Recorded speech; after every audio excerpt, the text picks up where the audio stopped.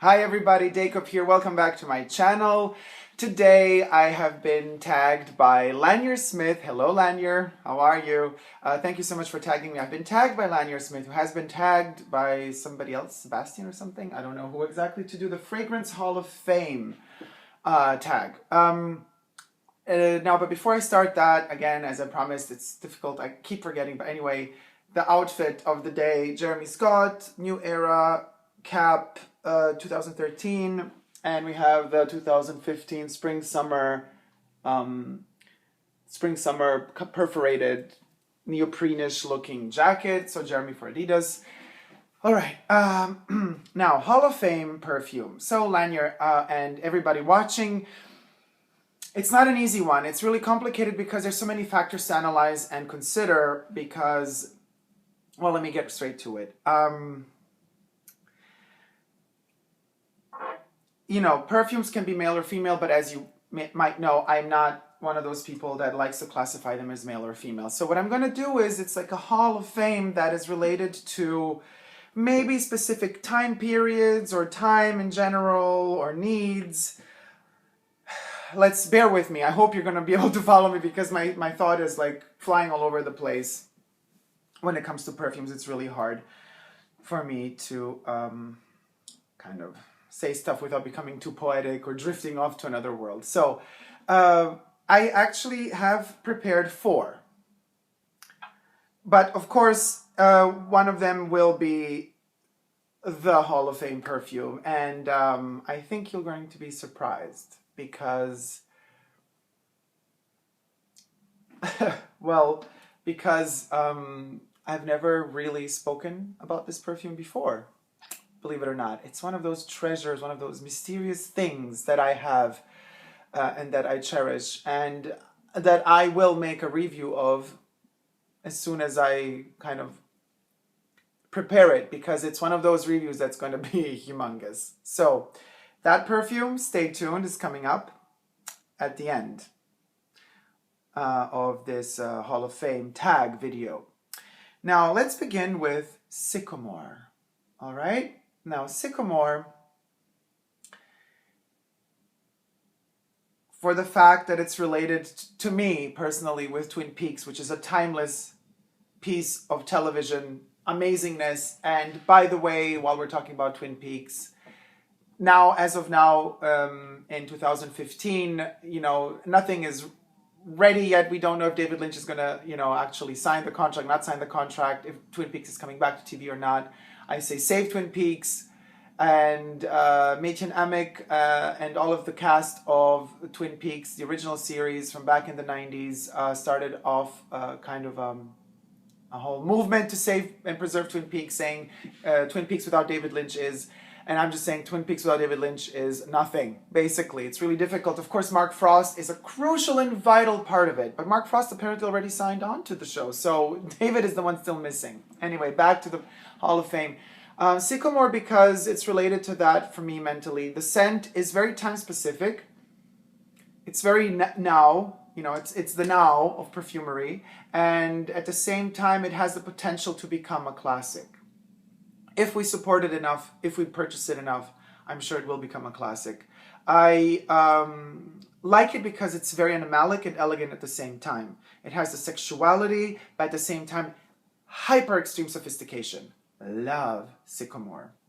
And however, this is not yet timeless Hall of Fame. This is a time-specific Hall of Fame for now.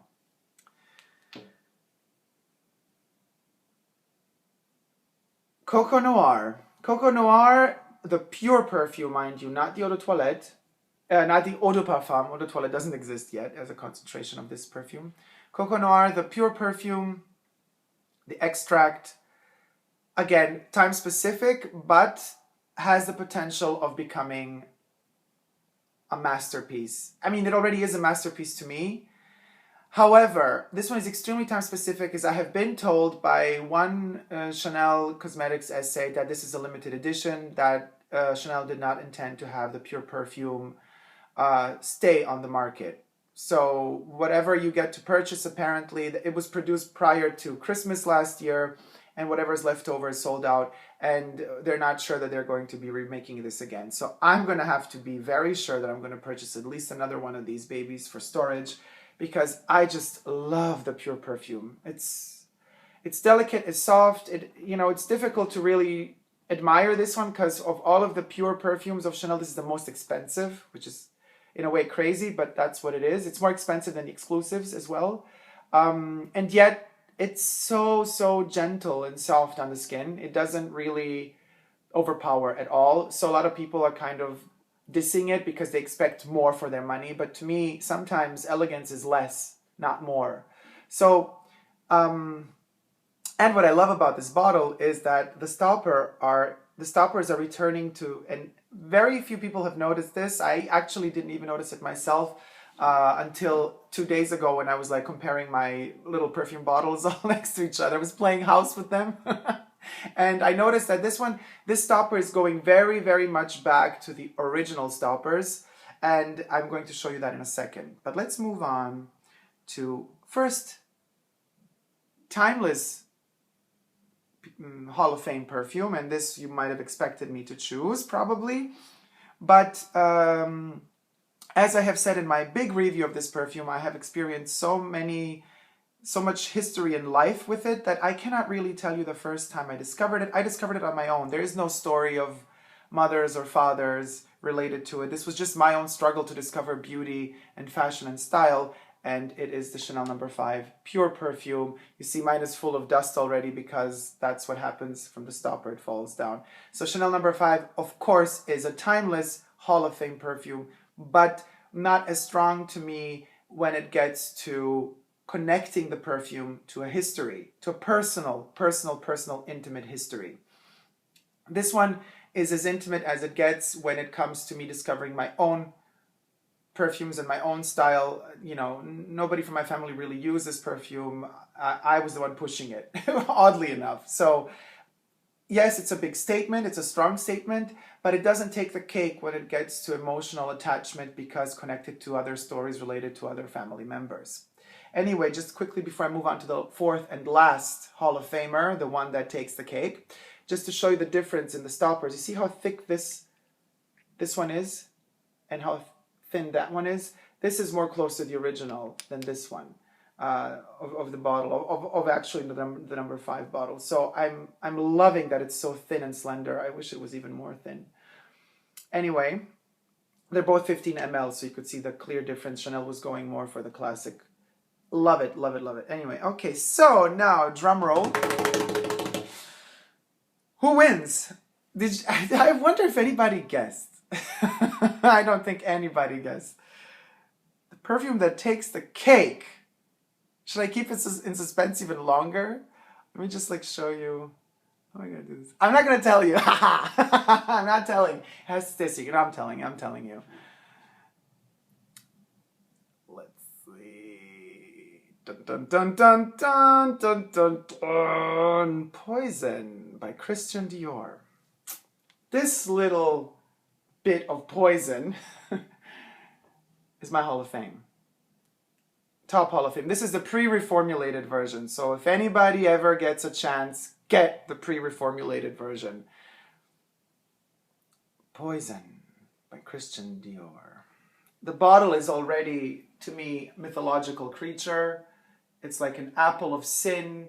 It's like a little bottle of poison. It has its 4 claws keeping it. It has this purple, black, fruity, plummy color. It's just it's an amazing scent. So it's really hard to film it because obviously it reflects light like crazy. It's a hard one to film. But anyway, Poison came out in the 80s. My dad, and here we begin the stories. My dad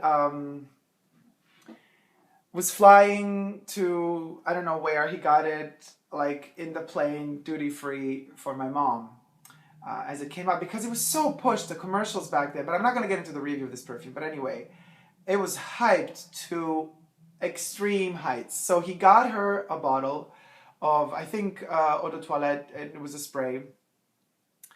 And but the funny thing is, so he got it to her, but we were also flying to him, and my mom also got it on the plane. She didn't know that he had got it for her, so she bought a bottle too. And in the plane already, she opened it to try it, and she sprayed it on, and she felt so guilty for spraying it on herself because it's so intoxicating and overpowering that she was embarrassed the entire trip. Because you can't run away in the plane. It's just, that's what it is. And apparently other people had bought it too. So the whole plane was like vamped up to the extreme with Poison or Poison by Christian Dior. So she arrives to destination. My dad gives her the present. She's like, oh God, now I have two. What am I going to do with this stuff? So she hated this perfume so much that she, in fact, used it. She hates flies. She would spray it onto flies to try to kill them. Literally, that's how much she hated the scent. And I don't know for what reason, another trip my dad took, he brought her back another poison, this time the Esprit De Parfum, because this is the Esprit De Parfum. I also have the Pure Parfum, very rare. But the Esprit De Parfum has these special bottles.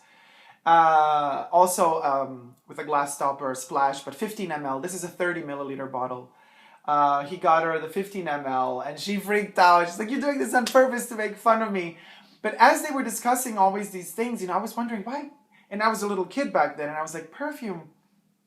I didn't know perfume could smell bad, So I snuck into my mom's, dressing room and I stole it. I didn't steal it. I just took it and I was like, I really have to, and I smelled it and I was like, wow, why does she think this smells bad? I fell in love with this. So, and I was always torn between me not understanding why to most people it would smell really bad. And yet to me, it smelled so amazing. Now the perfume that's out now, the Poison out now, it's just a faded, remote image of itself.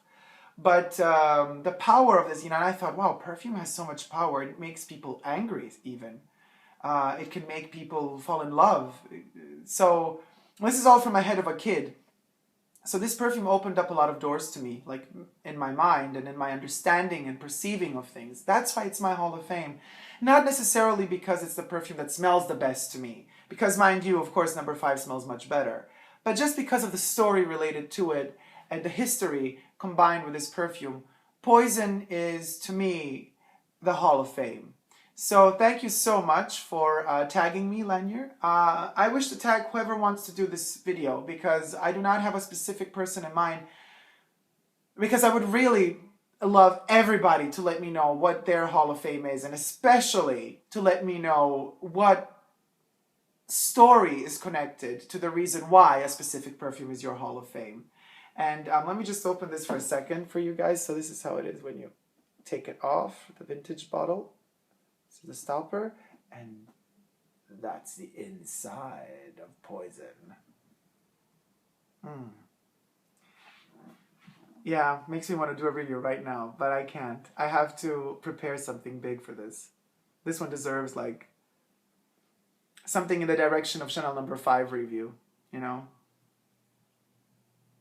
Like the Chanel number 5 review I did. For some of you who have seen it, you know what I'm talking about. Otherwise, I'll post it, somewhere up there or there for you to see a link to the video. It's this perfume. A bucket full of memories.